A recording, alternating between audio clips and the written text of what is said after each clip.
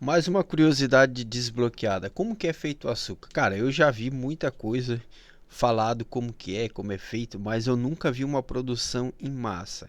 E eu encontrei um vídeo aqui que eu achei sensacional. Nós vamos ver o, como que é essa produção dentro de uma empresa.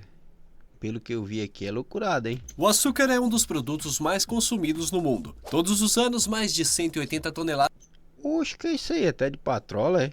de açúcar são produzidas. O Brasil é o maior produtor mundial desse produto, seguido por Índia, China, Tailândia e Estados Unidos. Veja nesse vídeo todas as etapas de produção do açúcar, desde a extração da cana-de-açúcar até a embalagem final.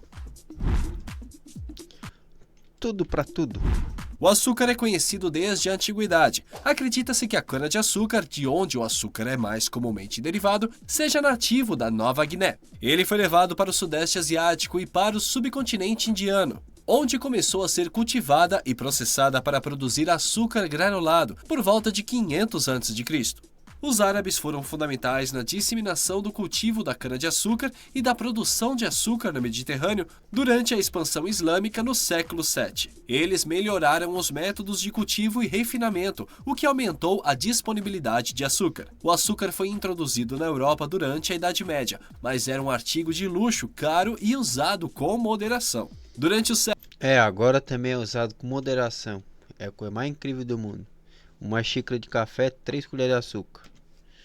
séculos XV e XVI, a cana-de-açúcar foi levada para o Novo Mundo. Os portugueses e espanhóis cultivaram a cana-de-açúcar nas colônias do Caribe e do Brasil, aproveitando o clima tropical. Aumento da demanda por açúcar na Europa levou a um aumento na escravidão e ao brutal sistema de plantação nas colônias. No século XIX, durante a Revolução Industrial, surgiu uma alternativa ao açúcar de cana, o açúcar de beterraba. A França liderou a produção de açúcar de beterraba. De beterraba eu nunca vi.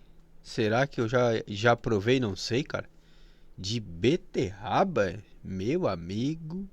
Devido à escassez de açúcar de cana causada pelas guerras napoleônicas. No século XX, o açúcar se tornou um alimento básico em muitas dietas em todo o mundo. Hoje, a indústria do açúcar é uma das mais importantes do mundo. A fabricação de açúcar é um processo que ocorre em várias etapas, desde o campo até a sua mesa. Esse produto pode ser extraído tanto da cana-de-açúcar quanto da beterraba. A produção de açúcar através da beterraba é mais comum em países europeus, onde o clima é temperado. As raízes de beterraba que produzem açúcar contêm uma alta concentração de sacarose. A beterraba sacarina é colhida de meados ao final do outono, quando o teor de açúcar atinge o pico. As beterrabas são colhidas e em seguida lavadas para remover sujeira e detritos. Elas são cortadas em fatias finas, chamadas de cossetes. Os cossetes são colocados em água quente para extrair o açúcar, criando um caldo de beterraba. O caldo é então purificado através Por um momento eu achei que era aquela beterraba roxa.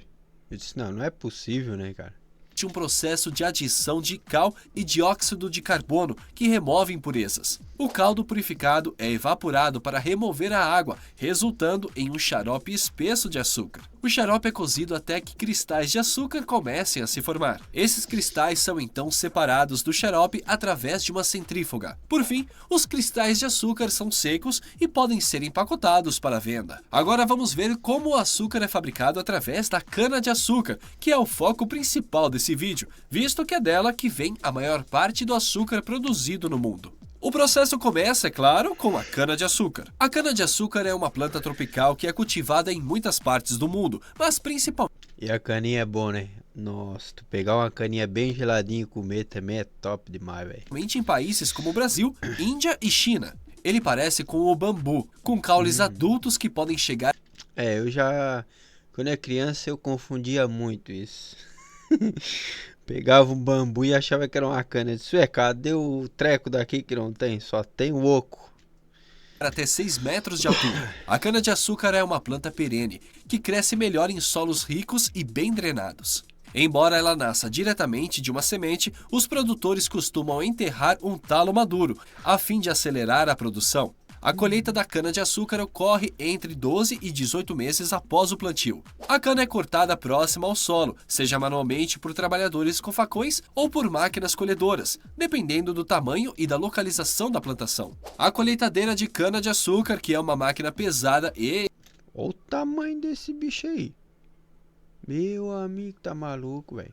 Especializada corta os talos de cana na base, geralmente a uma altura de cerca de 30 centímetros acima do solo para evitar a terra e as impurezas. A máquina também remove as folhas e as pontas dos talos de cana e corta a cana em seções menores, adequadas para processamento na usina. A cana cortada é então recolhida pela máquina, geralmente através de um sistema de esteira rolante ou correia transportadora. A cana é então carregada em um reboque ou caminhão que acompanha a colheitadeira. Quando o reboque está cheio, ele é levado para a usina de açúcar para processamento, enquanto outro reboque vazio toma seu lugar. A palha restante, composta principalmente de folhas e pontas, é normalmente espalhada de volta sobre o campo para ajudar a prevenir a erosão, reter a umidade e devolver os nutrientes ao solo. Uma vez colhida, a cana é enviada para a usina de açúcar, onde começa a verdadeira magia. Na usina de açúcar, a cana é preparada para a moagem, com a remoção de impurezas e a lavagem. A cana é então cortada em pedaços bem pequenos para facilitar a extração do suco. Vale ressaltar que a cana deve ser moída o mais rápido possível, geralmente dentro de 24 horas após a colheita, para prevenir a perda de açúcar. A cana-de-açúcar é levada para a máquina de moagem, onde é esmagada para extrair o suco ou caldo. Este caldo contém a sacarose, que, quando purificada e cristalizada, se transformará no açúcar que conhecemos. A cana passa por 5 ou mais. E como é que faz a cachaçinha? A cachaçinha, como é que é? Mais moinhos consecutivos de moagem. Cilindros gigantes comprimem a cana. O suco sai da máquina de moagem por um canal diferente para se afastar do bagaço. A moagem é uma etapa importante do processo, porque quanto mais eficiente for a extração do caldo, mais açúcar poderá ser produzido. Além disso, é importante mencionar que a parte restante da cana, conhecida como bagaço, não é descartada. O bagaço é frequentemente usado como combustível em usinas de açúcar para produzir eletricidade. Caraca, velho. Meu Deus, o cara que fez isso aí é um gênio, hein? Maluco. Tornando o processo mais sustentável. Aliás, é possível produzir biocombustíveis através do bagaço. Depois da moagem, o caldo extraído passa por um processo chamado alcalinização. Uma solução com lima em pó e água é feita para acrescentar ao líquido principal. Um agitador mistura o suco da cana e a lima durante 6 horas para finalizar o processo chamado de alcalinização. Esse processo regula o nível de pH do suco e ajuda a clarificá-lo. Depois, o suco é adicionado em tanques de clarificação. O suco é aquecido e são adicionados produtos químicos para remover impurezas e partículas sólidas. O resultado é um líquido limpo e claro, pronto para a próxima etapa do processo. Os resíduos ou lama gerados nos tanques de clarificação são filtrados para ser extraído o açúcar que ainda pode ter. Nada é desperdiçado. Até o talo, até o último tutano eles tiram. Não pode nada fora. A lama irá fertilizar os canaviais. O líquido clarificado é então submetido a um processo de evaporação para remover a maior parte da água, resultando em um xarope espesso e doce. O xarope é concentrado sob vácuo. Olha o tamanho disso aí, velho. Maluco, olha o tamanho dessa máquina aí. Rapaz, como é que é trabalhar num lugar desse, velho? Até se tornar uma massa espessa e viscosa, chamada de mel rico. Isso eleva a concentração de açúcar de 15 a 60%. Constantemente, um funcionário verifica o processo para ter certeza de que está saindo como programado. Agora é hora da cristalização. O mel rico é colocado em uma centrífuga, onde é batido em altas velocidades. Esse processo separa os cristais de açúcar do mel, resultando em açúcar bruto. O açúcar bruto, no entanto, ainda não é o açúcar que você e eu usamos em casa. Para se tornar o açúcar refinado, ele precisa passar por um processo chamado refino. No refino, o açúcar bruto é novamente dissolvido, clarificado e filtrado para remover impurezas restantes. O xarope resultante é então concentrado e recristalizado para formar cristais de açúcar branco. Esses cristais são novamente centrifugados para remover o melaço restante e então são secos em um grande secador. O açúcar seco sai do secador e é colocado em grandes sacos com capacidade para 1000 quilos. Depois os sacos são transportados para um canal de escoamento, onde há máquinas que receberão esse açúcar e encherão e embalarão sacos pequenos para comercialização. O processo de fabricação de açúcar que acabamos de descrever produz o açúcar branco refinado que todos conhecemos.